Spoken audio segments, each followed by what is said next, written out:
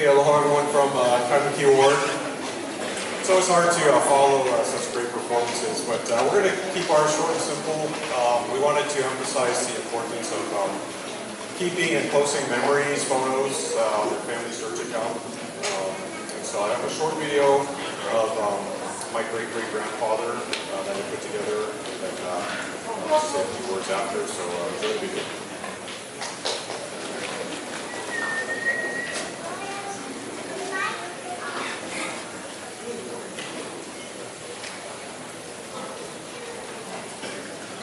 In 1840, George Washington Seavey was born in Leroy, New York in 1832. This was pretty close to Palmyra, where the restoration of the gospel began. However, this was not where he was converted. In 1849, he emigrated to the West with a company of gold seekers en route to California. Somewhere during the journey, he contracted mountain fever or typhoid. He became so sick that his company left him to die under a tree as they continued onward. 2 days later, another company, also heading to California, found him, put him in a wagon, and helped nurse him back to health. They stopped in Salt Lake City for wagon repairs. George had not heard anything good about the Mormons, so he was determined not to stay there for very long. He wanted just to earn enough money to continue his journey to the coast. A member of the church offered him a job as a ranch hand running cattle to Spanish Fork. One day he was invited to a church meeting, which he attended only to be nice. There he felt the Spirit so strongly that he could not deny the truthfulness of the restored gospel, and he was baptized.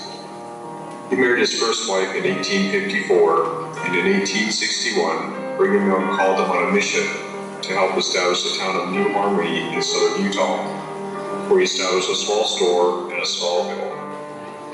They lived there until 1871, when they were called to take charge in resettling English, Utah, where they established farms and another sawmill.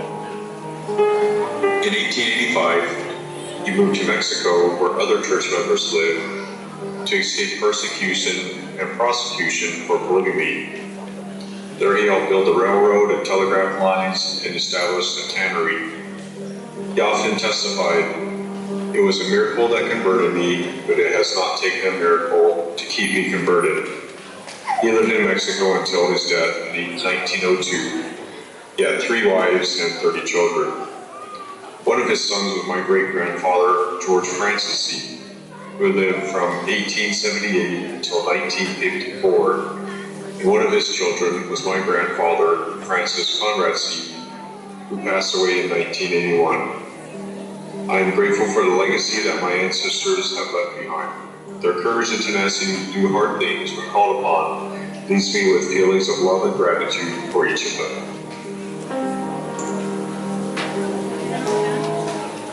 So if it wasn't for people posting pictures and memoirs of my ancestor here, I wouldn't know anything about him, or not much. And so we might think our lives are maybe not very interesting, or but I guarantee that those in your future do want to know about you. They are interested in you, and so that's why it's so important for us to post memories of ourselves. We start with yourselves, and then branch out to other members of your family as well. So just encourage you to do that. Thank you, Brother Seavey. That's quite encouraging. Can I get the lights on, please? As Brother Seavey presented that, it made me think of something. So, I may not look like it, but I'm part white. I have German in me. My dad's great-grandfather, his name was Alexander Jacoby. Are there any Jacobys here? No, okay. I don't even know who he is. But we were able to discover this when we did our family history. And come to find out, we started asking a little more.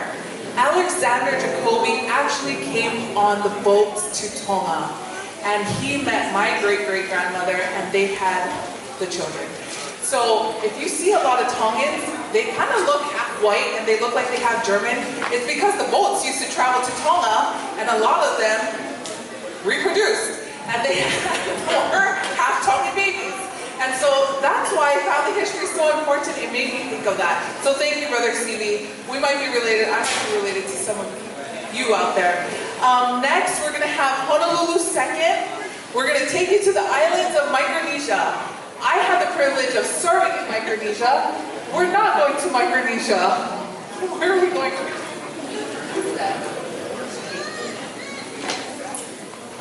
Oh, Makiki. Okay, Micronesia. Kupurumak. We're going to go to Makiki Ward. We're now going to have Sister...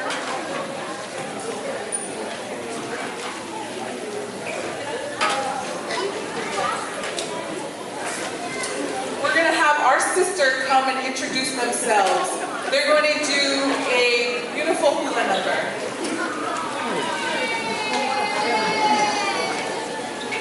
Hello, my kako. My name is Brother Ernest. I'm from the bishopric at the Makiki Ward, and we're happy to share some mana'o and some mele with you. We're going to be doing a song called the Hukila.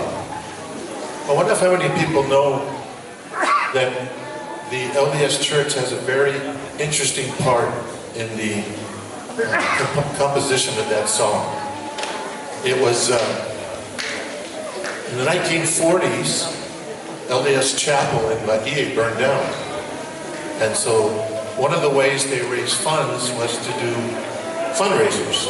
And one of the fundraisers they would do would be hukila. And hukila was a Hawaiian way of fishing. They would throw the nets, everybody would pull or huki and bring the fish in, and they would all enjoy a feast.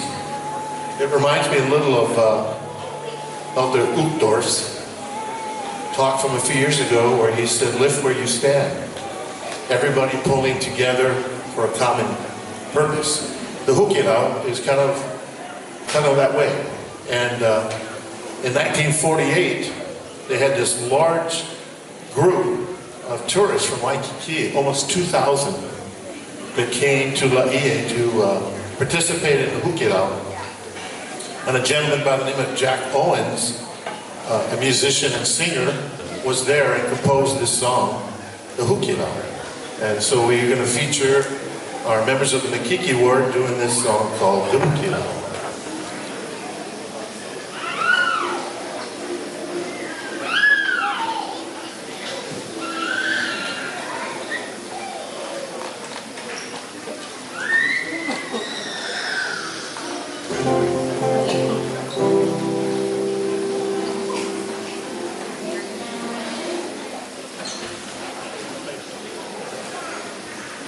All cool.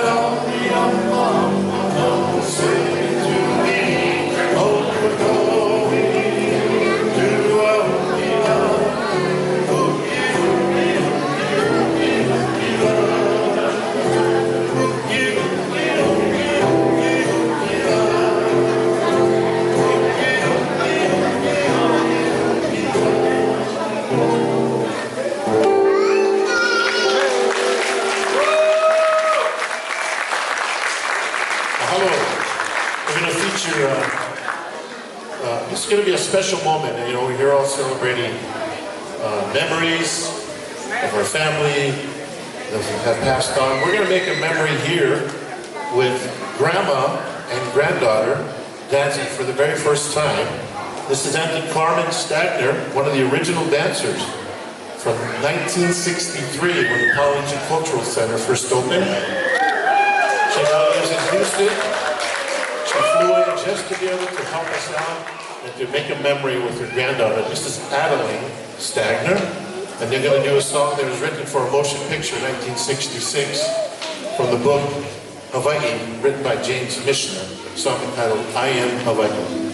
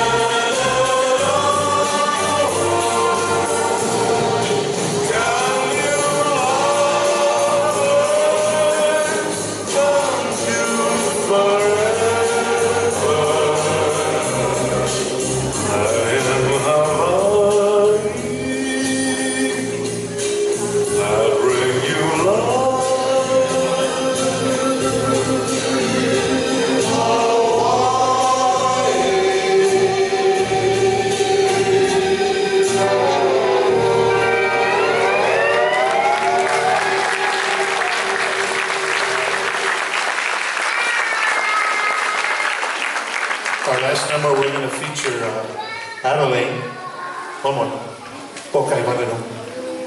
She's going to dance this song, Hey Uli. She's the one that taught all of our dancers today. She learned this. She learned hukila from Auntie Kella Miller, very famous hula dancer.